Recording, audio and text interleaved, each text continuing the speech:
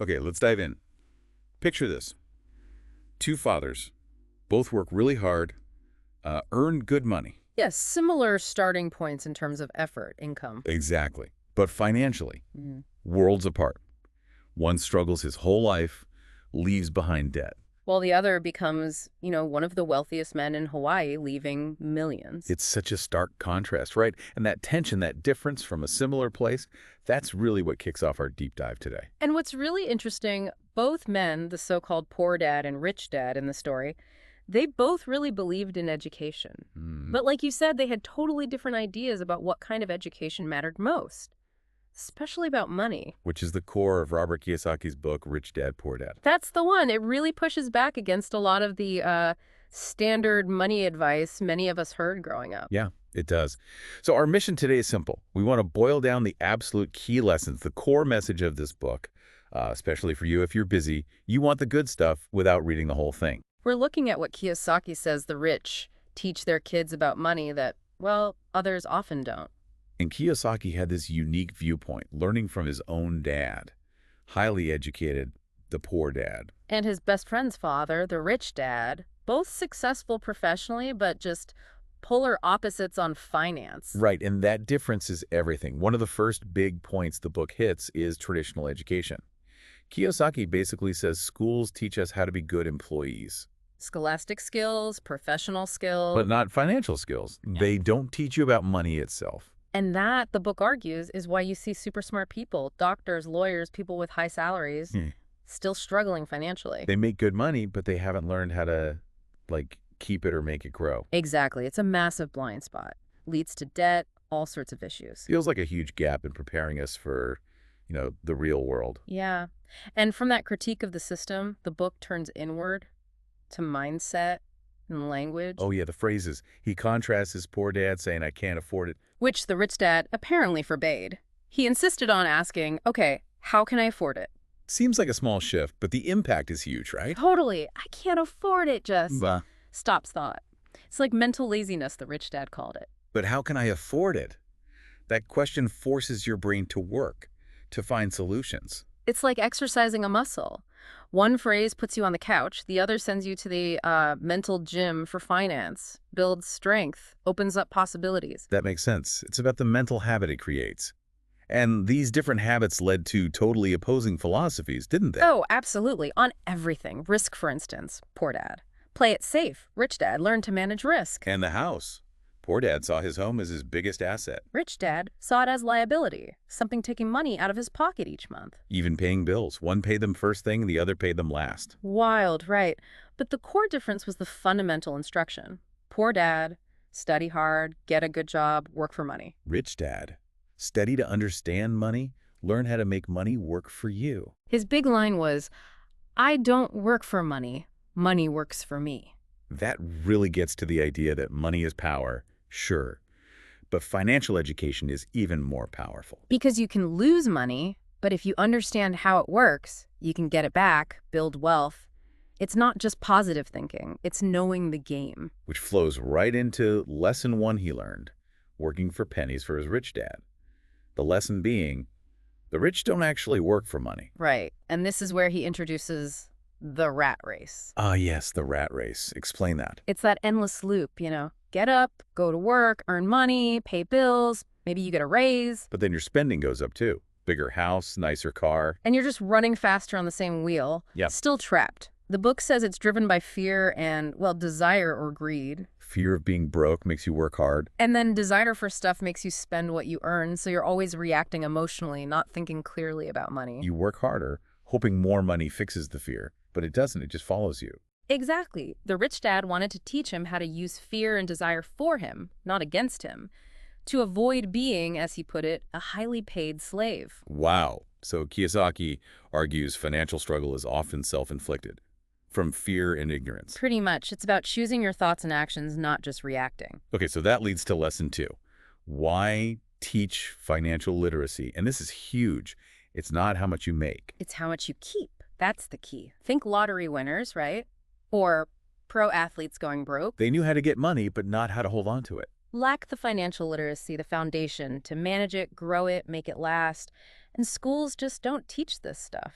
That's the core criticism again. Which brings us right to maybe the most central idea, lesson 3, mind your own business. And this hinges on understanding assets versus liabilities. And he keeps the definitions super simple. An asset puts money in your pocket. A liability takes money out. Simple. But apparently, most people get it wrong. Yeah, they buy liabilities thinking they're assets. The rich focus on buying assets. The poor and middle class, mostly liabilities. And the key to telling the difference. Financial literacy again, being able to read the numbers. Basic accounting, really. He shows this with cash flow patterns, right? Poor person's money comes in from a job, goes straight out to expenses. Middle class. Income comes in, covers expenses, but also goes out to liabilities, mortgage, car loan, credit cards. And often, when they earn more, they just spend more, take on more debt, still in the rat race, and viewing the house as the main asset. Which Kiyosaki frames as a liability because of mortgage, taxes, upkeep money constantly flowing out. So what's the rich person's pattern? Their income comes mainly from their asset column, real estate rentals, stock dividends, businesses. Things that generate money. Right, and that income covers their expenses, but then the extra gets reinvested back into buying more assets. Which generates even more income. It's a cycle, but a wealth-building one. Exactly. So minding your own business means focusing laser-like on building that asset column, turning dollars into little employees working for you. And luxuries. Luxuries come last for the rich, paid for by the income from assets. Not bought first, often on credit, like the poor and middle class tend to do. Okay, interesting. Lesson 4 then jumps into taxes and corporations. Yeah, he kind of challenges the whole tax the rich idea, arguing it historically hit the middle class hardest, while the rich found legal ways around it. And the corporation is a key tool here. A huge one. Not necessarily a big building, just a legal structure, like on paper. It offers big advantages. Like what? A main one. A corporation can pay its business expenses before it pays taxes on the profit that's left. Whereas an employee earns money, pays income tax first. And then spends what's left. A corporation earns, spends on legitimate business costs, then pays tax on what remains.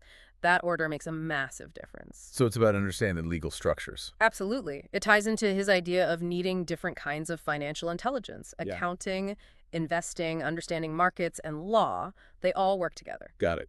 Okay, lesson 5. The rich invent money. What does that mean? Not counterfeiting, I assume. No. It's more about boldness, creativity, turning fear into power, recognizing that wealth today is often about information, which moves fast. Financial IQ gives you options. You made that game, Cash FO Trying. Yeah. To teach this. Yeah, lets you practice finding deals, managing cash flow, building assets safely with play money. Teaches you how to get passive income to cover expenses. So inventing money is about smart structuring. Pretty much. Creating assets through deals. Like maybe structuring a property deal so you get your initial money back quickly, but still own an asset that generates income. It's creating value and protecting it legally, often using that corporate structure we talked about. So it's not just saving, it's active investing and deal making. Exactly. Seeing opportunities others miss because your mind is trained financially and having the guts to act. Which requires courage. Acting when others are scared. That's a huge part of it. And focusing your investments, especially early on, not spreading yourself too thin. He says put a lot of your eggs in a few baskets and focus. Yeah, unlike the diversification often preached to the middle class. He points to people like Gates or Soros' intense focus. And buying when the market's down, the sale time. But when everyone else is panicking, that takes courage, learning from mistakes, ignoring the chicken little voices of doubt. Doubt costs you opportunities. Okay, brings us to the last big one, lesson 6.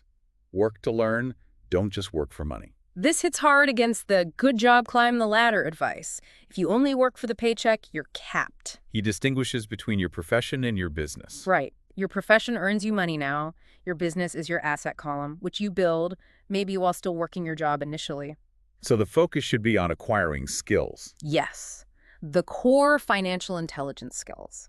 Accounting, investing, marketing and sales, law. These skills combined, that's where the real leverage is. Like the great writer who can't sell versus the okay writer with amazing marketing skills. Exactly. It's the system. So maybe take a job, even a lower paying one sometimes, specifically to learn a crucial skill like sales. Invest in your financial IQ, basically. Yeah. And he has this interesting take on laziness.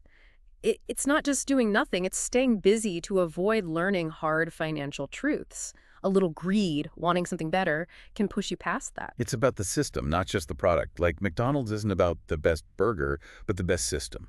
Well put. So wrapping up, the book lays out some actions, right, based on these lessons. Yeah, it starts with having a really strong why, a purpose. Making conscious choices daily about your time, money, learning. Choosing who you hang out with. Avoid the negative, fearful people. Learn specific financial strategies, master them, and learn fast. Self-discipline is huge. The pay yourself first idea. Their assets before paying bills. That sounds risky. Well, you still have to pay the bills, but the pressure of paying yourself first forces you to find ways to generate more income or better deals to cover everything else. It's motivational pressure. Okay, pay for good advice too. Yes, professionals who make you money are an investment. Look for deals where you get your money back fast. Plus, keep the asset those Indian giver opportunities, he calls them. Focus, focus, focus, especially at the start.